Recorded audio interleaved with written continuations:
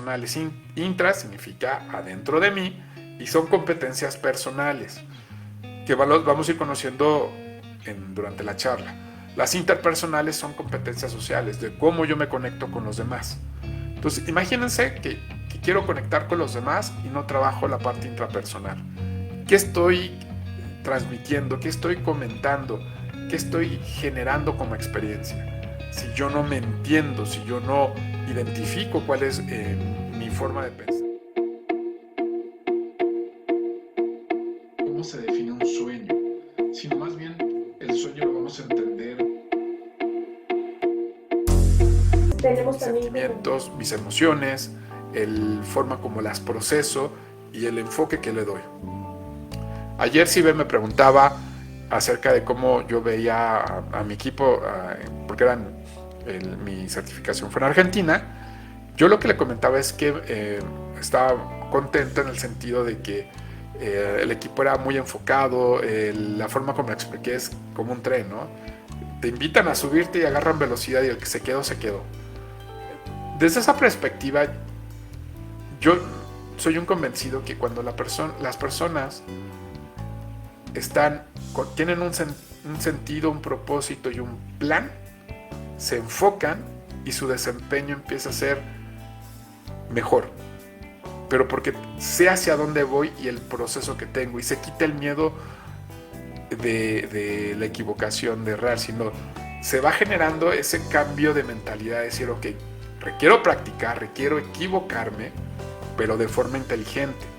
O sea, para hacerlo mejor es como las primeras veces cuando grabas un video, de que te sientas y buenos días, no, así no, ¿cómo estás? Y vas ensayando, y algunas, aunque ya estés ensayado y sales live y de repente la apretó y no aparecía y te aparece en la cámara y hola, bueno, es para ir practicando. Ya sabes que a la otra das derechito, empieza la transmisión y empiezas a conectar, ¿no? ¿Cómo vas a saludar? ¿Cómo estás? Que son de las preguntas de...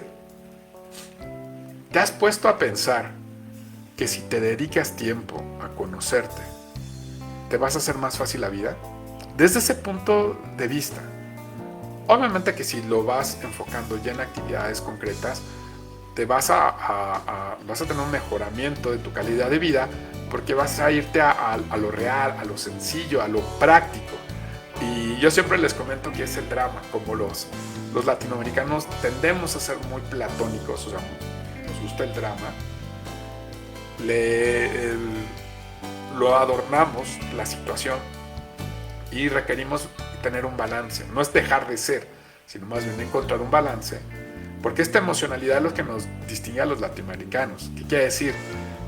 Yo le platicaba con uno de mis clientes que extraño, porque yo soy mucho de llegar y saludar de beso y dar un abrazo. Obviamente de acuerdo al contexto, ¿no? También en ese sentido, cuando es más ejecutivo, buenas tardes, ¿cómo estás? Todo. Pero yo tiendo mucho cuando ya genero ese tipo de vínculos, porque me da gusto. Si lo ves en el tema neuronal, el dar un abrazo segregas dopamina y conectas con esa energía de la otra persona, ¿no? Entonces son temas que ya cuando entiendes el poder de un abrazo, el poder de que me da gusto verte y tengo ese contacto físico de saludarte, aprecio y conecto, ¿qué estados emocionales, neuronales y fisiológicos provocas? Entonces imagínate, un abrazo es segregadita de dopamina, pero de una forma natural y positiva, porque también si lo quieres, vete a las redes sociales, de ahí estás adicto a la dopamina por los likes, por la información, por ver cosas más retadoras, y eso también con el tiempo te va desensibilizando en vez de apreciar cada hecho, cada momento y cada aportación. Entendiendo desde este punto de vista que estos son dos pilares, vamos a platicar un poquito de forma muy sencilla acerca de qué es la inteligencia, para darle claridad. O sea, hay que entender en esos puntos a qué se refiere la inteligencia, porque algo que he observado, y me gustaría que ustedes me lo retroalimentaran a través de Instagram, que estamos conectados ahorita, o de Facebook, o en YouTube, el tema de realmente las palabras, entiendes el significado o asignas un significado a la palabra, que es totalmente diferente. Ahí les va el punto. Hablemos de inteligencia como un concepto básico. Voy a darle la definición. Es la capacidad o facultad de entender, razonar, saber, aprender y de resolver problemas. Eso habla de inteligencia en general. No está diciendo inteligencia intelectual. Entonces, comprendamos, por eso la propuesta que hace Howard Gardner, que dice las inteligencias múltiples, es porque conectamos en diferentes secuencias. Obviamente también una polémica muy recurrente me la han hecho saber, pero yo también es como se las fundamento, es como la explicación del cerebro triurno, que hablamos del reptiliano, del límbico, del córtex. Los más puristas me han llegado a comentar de que si no, Ray, es que no funciona porque se conectan varias partes de tu cerebro y es muy poco científico decir que nada más. Ok, se los voy a explicar porque esa ha sido la diferencia, porque Howard Gardner tampoco es como el creador de las inteligencias múltiples, pero él fue el que la hizo más conocida, porque lo hizo práctico. Obviamente que la investigación está genial, pero es muy técnico y la mayoría de las personas no lo entienden. ¿Qué lo han hecho? Es hacerlo más didáctico, más accesible. Tienes que meterte a estudiar porque a la primera no le vas a entender, esa es otra, pero después ya lo vas dominando y vas diciendo, ok, cierto, ya sé cómo son mis sistemas, cómo van funcionando y después cómo van apareciendo. Ahí va el apartado. Si estamos hablando que es la capacidad, facultad de entender, razonar, saber, aprender y de resolver, también tenemos otra definición que va de la parte psicológica. Por eso tenemos que ir armando nuestro mapa y después poderlo integrar. Aquí dice que es la capacidad cognitiva y el conjunto de funciones cognitivas como la memoria, la asociación y la razón. Y esta parte está muy interesante porque estamos viendo la definición general, una definición específica, pero aquí viene un punto interesantísimo que estaba escuchando el otro día. El tema que nuestra inteligencia tiene ese recurso de asociar. Siempre requiere vincular algo para asociarlo. Entonces, ahí viene el reto de cómo logras tú establecer qué es lo que es sin asociarlo a tu experiencia, sino entendiendo cuál es tu experiencia y viendo el contexto de lo que es. Por eso hay que irnos un paso a la vez, ir dándole entendimiento y que lo asimiles, que tomes lo que a ti te funcione, que también eso es importante. Y con el tiempo lo vas regresando ese recurso y vas ampliando el conocimiento, pero la experiencia es lo que lo potencializa. Yo desde que leí el libro, más o menos yo lo leí en 1999, ya que ya llegó con la traducción a México, lo he leído muchas veces, es como un libro de cabecera. Y cada vez que regreso con una experiencia nueva, parece que amplía y hasta suena interesante porque parece que eso no lo había leído desde esa forma, sino que lo estoy leyendo de otra perspectiva. Pero así es la vida. Tú vas acumulando experiencias y esas experiencias o te amplían o te cierran. Esa decisión es tuya. Es cómo tú vayas gestionando cada experiencia, el impacto que va teniendo contigo. Con esto quiero decir y aclaro que desarrollar tu inteligencia emocional te va a reducir los problemas o van a desaparecer, no es una falsedad. Igual con la programación neurolingüística, no.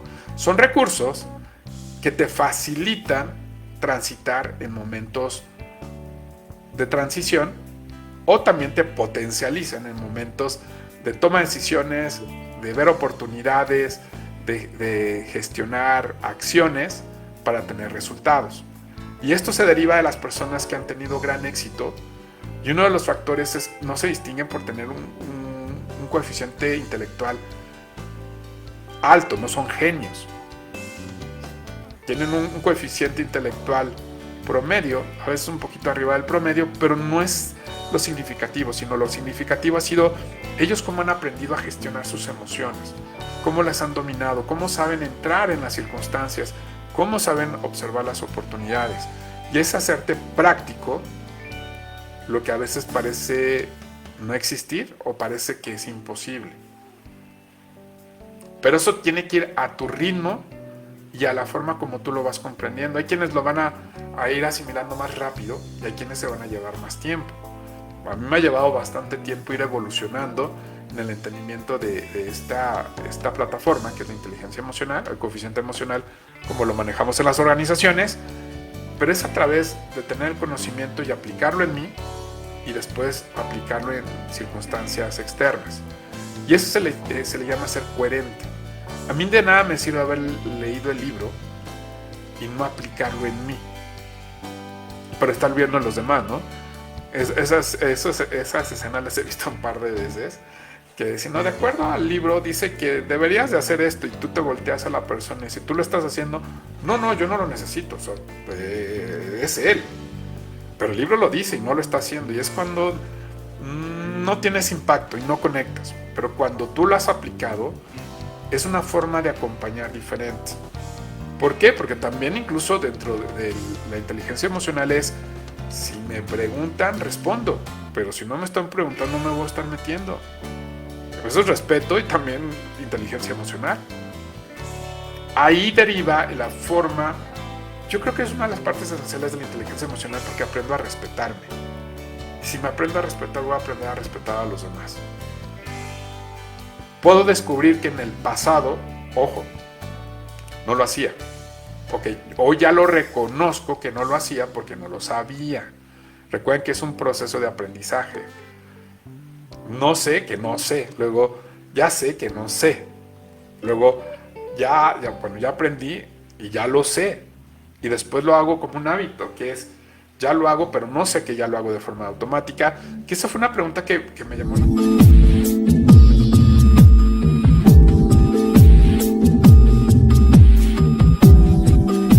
atención ayer, que me hacía así, porque me decía, ¿cómo vives en excelencia?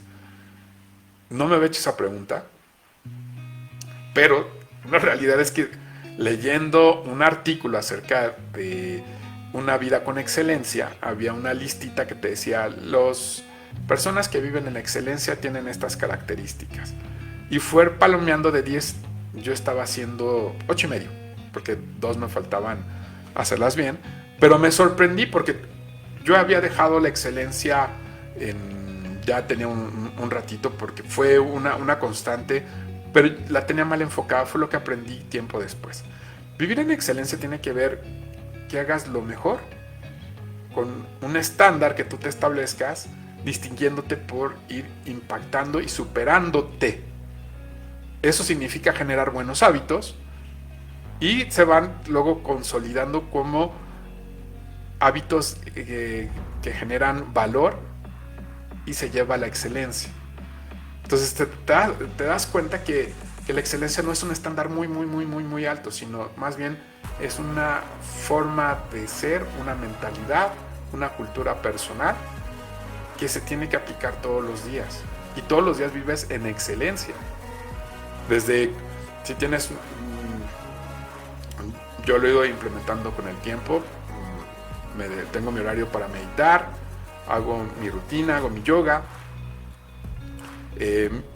mi actividad física, tengo un horario de arranque, tengo un horario para preparar toda mi información de las redes, también soy capacitador externo, el de preparar cursos, talleres, mantengo enfocado a estar actualizándome, por lo menos tengo una meta de cada trimestre estar teniendo 2 cursos o 2 talleres de actualización. Obviamente